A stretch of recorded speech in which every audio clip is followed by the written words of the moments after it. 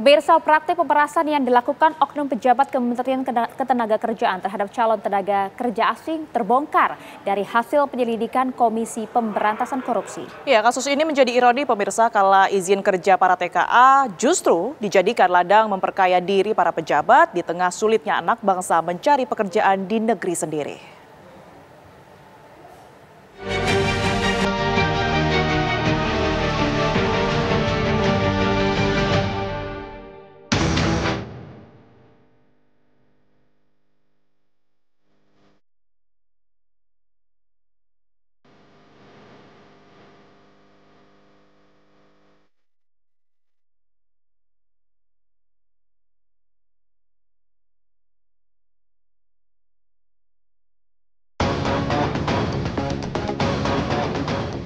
Aroma korupsi terendus di Kementerian Ketenagakerjaan usai penyidik Komisi Pemberantasan Korupsi (KPK) menggeledah kantor yang terletak di bilangan Gatot Subroto, Jakarta Selatan itu. Penggeledahan ini bagian upaya KPK mencari bukti dan jejak tersangka dalam kasus dugaan suap pengurusan izin rencana penggunaan tenaga kerja asing. Selain di kantor Kemenaker, penyidik juga menggeledah 2 rumah di kawasan Jabodetabek. Dari penggeledahan di 3 lokasi, dalam 2 hari berturut-turut, KPK menyita total 6 unit mobil dan 1 sepeda motor. Karena di Kementerian Ketenagakerjaan, selama 2 hari kemarin KPK telah melakukan penggeledahan di 3 lokasi.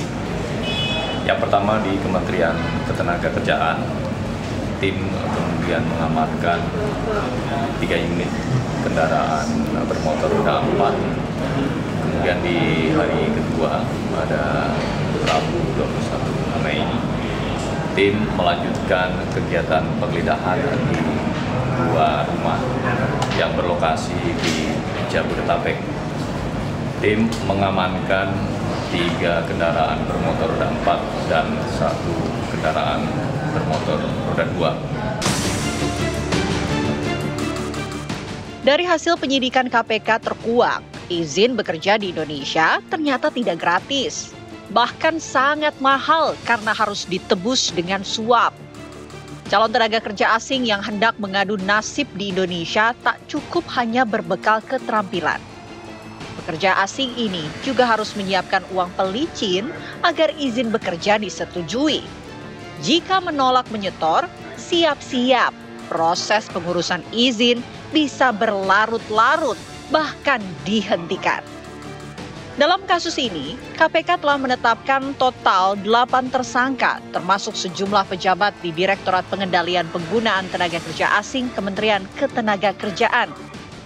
Ini sudah lama, sejak 2003, Undang-Undang 13 tahun 2003 kan mencantumkan tentang proses perizinan tenaga kerja asing, ya. Turunannya ada di Permenaker juga seperti itu. Jadi ini sudah kasus lama menurut saya. Cuma memang yang terbongkar mungkin ada tenaga kerja asing yang melapor, tenaga kerja asing yang merasa diperas akhirnya melapor, dan ini yang menjadi pintu masuk untuk KPK kemarin menggeledah kantor Kementerian Ketenagakerjaan. Jadi memang tentunya ini kan terkait dengan bagaimana ada yang merasa diperas, yang dipersulit akhirnya melapor seperti itu. Dan ini memang harus kita lihat ada proses perizinan. Perizinan itu kan identik dengan hal-hal manipulatif, ya, koruptif yang seperti itu.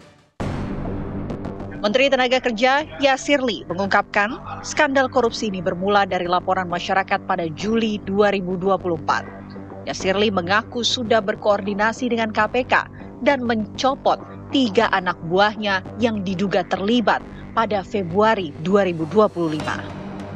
Menurut Menaker, sistem perizinan tenaga kerja asing sebelumnya rentan kasus suap karena masih ada pertemuan fisik antara biro jasa dan oknum di kantor pemerintah.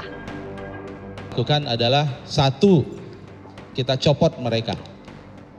Ya, kita copot ada sekian orang ya pada bulan Maret, saya lupa Februari atau Maret ya. Tapi masalah jumlah itu adalah domain dari KPK dan kita harus hormati itu. Dan yang kemarin sampaikan menjadi tersangka itu ada 2 orang pensiunan. Karena kami sangat sadar bahwa layanan terkait dengan izin tenaga kerja asing ini rentan. Masih ada kemungkinan terjadinya pertemuan antara biro jasa dengan oknum yang ada di Kementerian Ketenagakerjaan levelnya ya. Itu kemudian kita ganti semua, sehingga teman-teman mungkin pernah lihat berita juga sekitar bulan Maret kok layanan tenaga kerja asing agak lambat. Ya mungkin pernah baca gitu. Ya karena orangnya ganti semua. Aturan mengenai TKA tertuang dalam Undang-Undang Nomor 13 Tahun 2003 tentang Ketenagakerjaan dan Peraturan Pemerintah Nomor 34 Tahun 2021 tentang penggunaan tenaga kerja asing. Dalam aturan ini, setiap pemberi kerja yang merekrut TKA wajib mengantongi rencana penggunaan tenaga kerja asing atau RPTKA yang disahkan pemerintah pusat. Dokumen RPTKA itulah yang ditenggarai menjadi ATM tikus-tikus nakal di kementerian. Pemerasan yang dilakukan oknum pejabat ini diduga sistematis dengan memanfaatkan celah dari birokrasi perizinan yang rumit.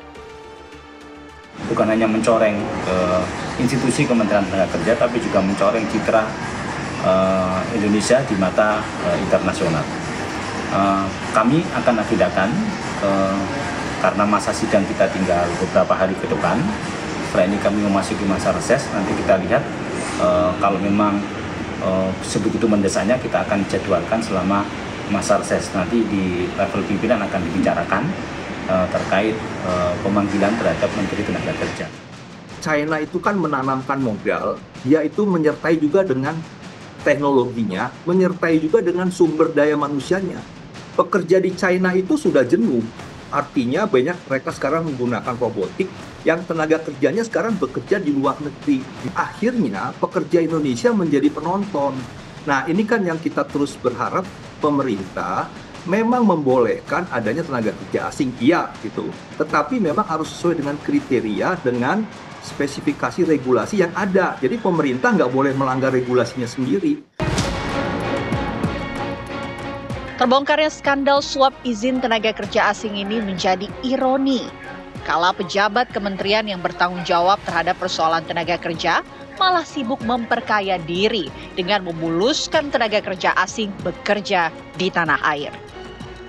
Seorang pejabat itu ya mestinya harus tahu terhadap apa yang dikerjakan oleh anak buahnya, oleh jajaran di bawahnya. Karena itu sebagai konsekuensi dari pertanggungjawaban jabatan gitu. Jadi tidak bisa kemudian konstruksinya mengatakan tidak tahu.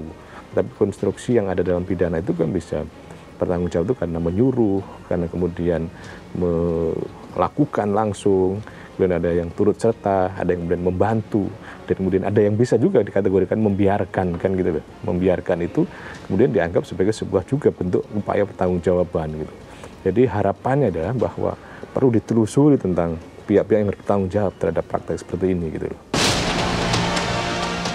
Di tengah sulitnya anak bangsa mencari kerja, semestinya kasus ini diusut tuntas. Sudah saatnya oknum-oknum nakal penghambat uang haram menikmati dinginnya buih.